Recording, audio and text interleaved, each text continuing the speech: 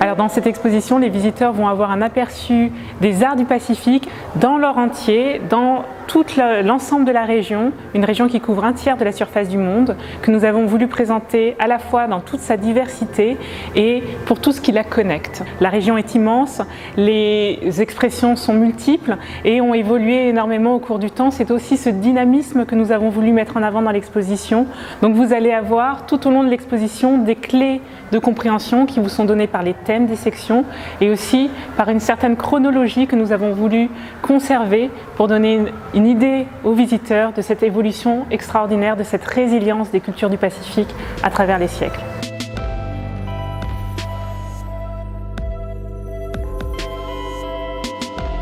Donc, bienvenue en Océanie, vous êtes dans la zone d'introduction de l'exposition et nous avons placé dans cette zone ce qui va vous expliquer tout de suite le propos de l'exposition. Donc vous avez ici deux pièces historiques extrêmement importantes, une pièce de Nouvelle-Zélande qui est la pièce la plus ancienne présentée dans l'exposition. Elle date du XIVe siècle, elle est postérieure de seulement quelques décennies au peuplement de la Nouvelle-Zélande et en vis-à-vis une pièce tahitienne, également extrêmement connue, qui par ses formes, par son canon, met en place immédiatement un dialogue formel avec la pièce positionnée en face d'elle. Donc tout de suite on est sur cette idée de connexion entre d'une part des pièces historiques et aussi des pièces d'art contemporain, puisque vous avez derrière moi Kiko Moana, une pièce qui date de 2017, donc la pièce la plus récente de présentée dans l'exposition, qui a été réalisée par un collectif d'artistes maoris, Mata Ao. Ces 4 jeunes femmes qui ont repris la tradition textile propre aux femmes dans le Pacifique pour faire une œuvre dédiée à l'océan, à cette mer qui connecte les cultures du Pacifique. Alors, Kiko Moana, Kiko c'est la substance, c'est la chair, c'est la matière des choses. Moana c'est donc l'océan, cet océan Pacifique qui fait le lien à travers toute la région entre les différentes cultures. Et si vous vous rapprochez de cette pièce, vous allez vous rendre compte que même si elle fait écho à la tradition textile millénaire du Pacifique, en fait c'est de la bâche plastique bleue, donc elle nous parle de ce monde océanien contemporain, d'un matériau qu'on trouve partout dans le Pacifique aujourd'hui, et elle interroge bien sûr aussi l'avenir de cet océan. Alors nous sommes donc dans la zone qui introduit la première section de l'exposition dédiée au voyage et à la navigation, donc un rappel de ces voyages de peuplement qui ont fait le Pacifique. Et cette pièce que vous avez ici est une proue de pirogue, mais une proue de pirogue fluviale. Elle nous rappelle que dans le Pacifique, il y a aussi des populations qui sont loin de la mer. C'est le cas notamment à l'intérieur des terres en Papouasie-Nouvelle-Guinée.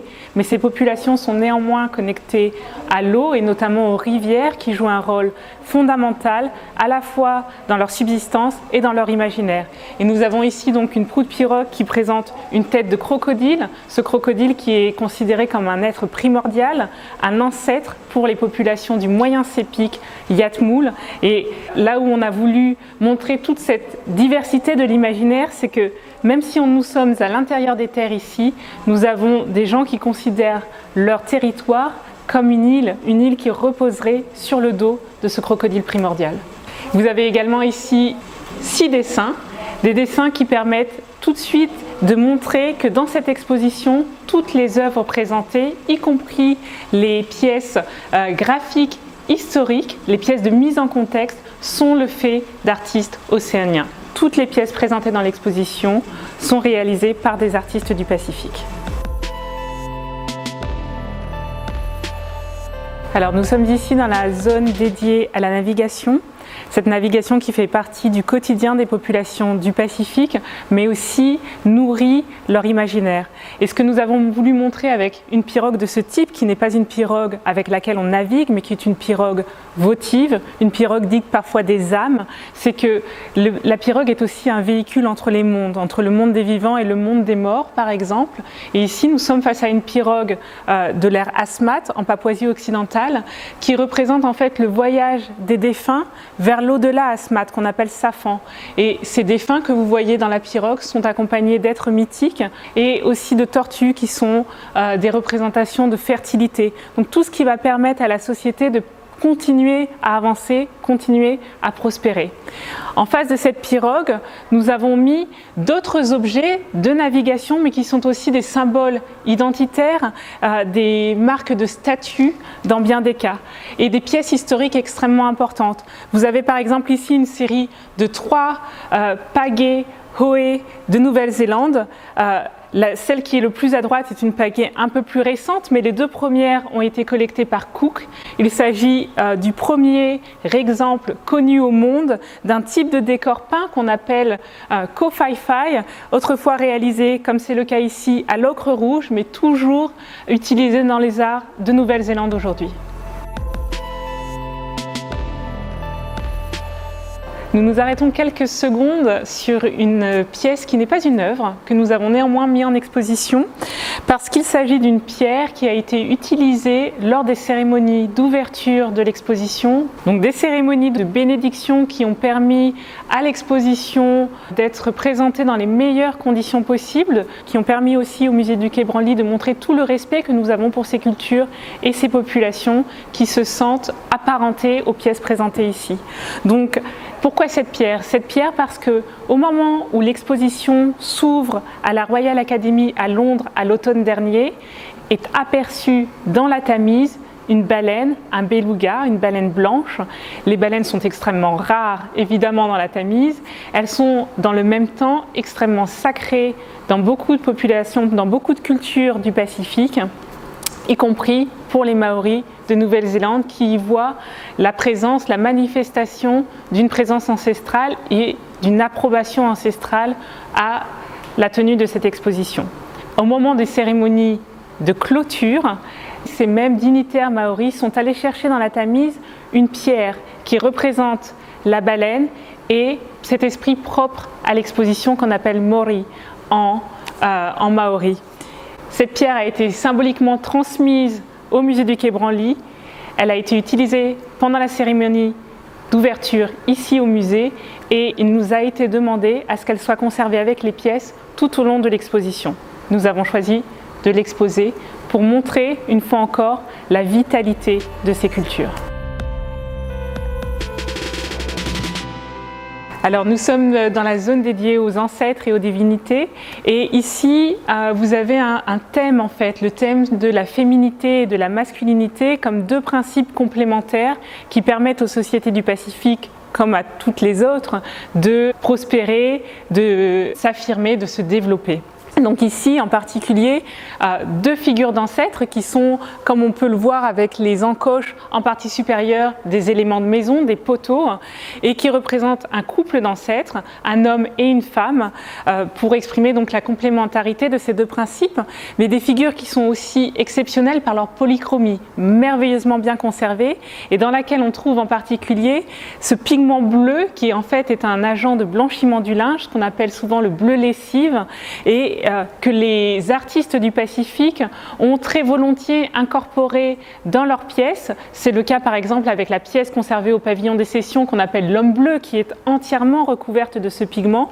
Le bleu est une couleur qu'on trouve partout dans la nature, elle est dans le ciel, elle est dans la mer, mais elle est extrêmement difficile à synthétiser. Il n'y a pas de lapis-lazuli dans le Pacifique et donc ce bleu lessive a été une aubaine pour les artistes pour capter cette couleur si importante dans l'environnement des gens. Et elle nous montre aussi, cet usage du bleu lessive nous montre aussi cette incroyable capacité des artistes du Pacifique à incorporer de nouveaux matériaux à leur œuvre et à constamment renouveler le champ des possibles dans leur création.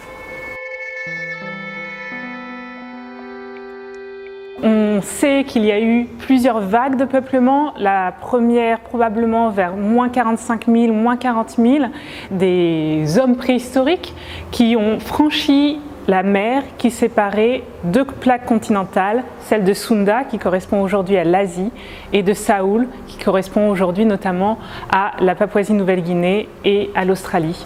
Et donc un franchissement qui se fait très vraisemblablement en radeau et plusieurs millénaires plus tard, on a eu une seconde vague de peuplement, des gens originaires d'Asie du Sud-Est qui sont partis à la conquête du Pacifique, cette fois en pirogue, et qui, en quelques millénaires, ont conquis cet espace immense qu'est le Pacifique.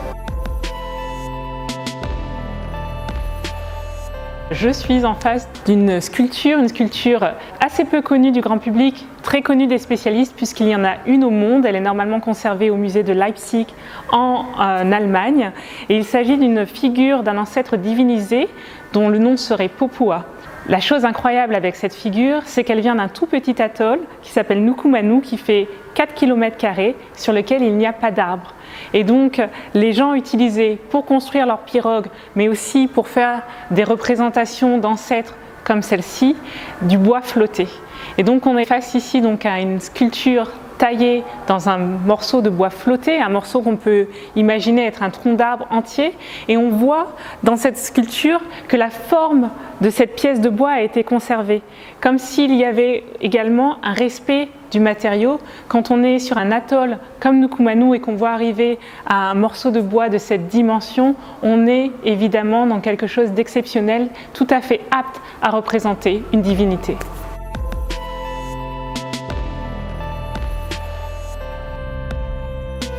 Alors nous sommes face à la statue du dieu Aa, une figure extrêmement connue de l'art du Pacifique, une sculpture qui provient des îles australes et qui représente une divinité, mais aussi avec cette prolifération de petits personnages sur le corps du dieu, donc le dieu qui est en fait le dieu primordial, Tangaroa, un dieu extrêmement lié à la fertilité de la terre et des hommes, une trentaine de petits personnages qui sont tous différents et qui évoquent la succession des généalogies entre la divinité et les hommes, et en particulier les chefs.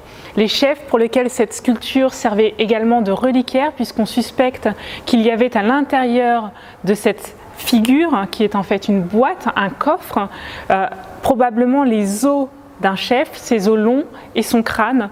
Donc encore une fois, dans un culte qui lie le monde des chefs et le monde des dieux, c'est parlant de l'association des dieux avec les hommes qui permet également à la société de continuer à prospérer. Une sculpture extrêmement connue pour de multiples raisons. D'abord parce qu'elle a été extrêmement admirée. Elle a été admirée par de grands artistes européens, en particulier Picasso, dont on sait qu'il avait une copie en bronze de cette figure, une copie qu'il conservait dans son atelier et qu'il emmenait partout avec lui.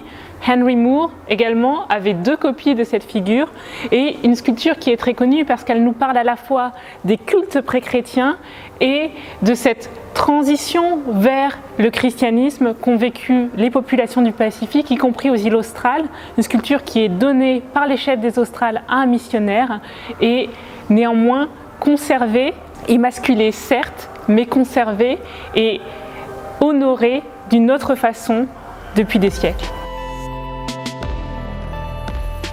Nous sommes dans la zone dédiée à la cérémonie, à la performance cérémonielle et également aux arts de la guerre, puisque nous avons voulu mettre en avant dans cette zone un aspect performatif de la guerre dans le Pacifique et sa dimension esthétique, mais une zone surtout qui nous parle du corps humain et du mouvement. Donc quand vous voyez une coiffe comme celle-ci qui se compose d'une multitude de matériaux extrêmement précieux, extrêmement valorisés, pour les populations du Pacifique, et en l'occurrence pour la population Roro dont elle provient, il faut pouvoir l'imaginer en mouvement, accompagné de musique, accompagné d'un costume. C'est le corps des danseurs que nous avons essayé d'évoquer ici en creux.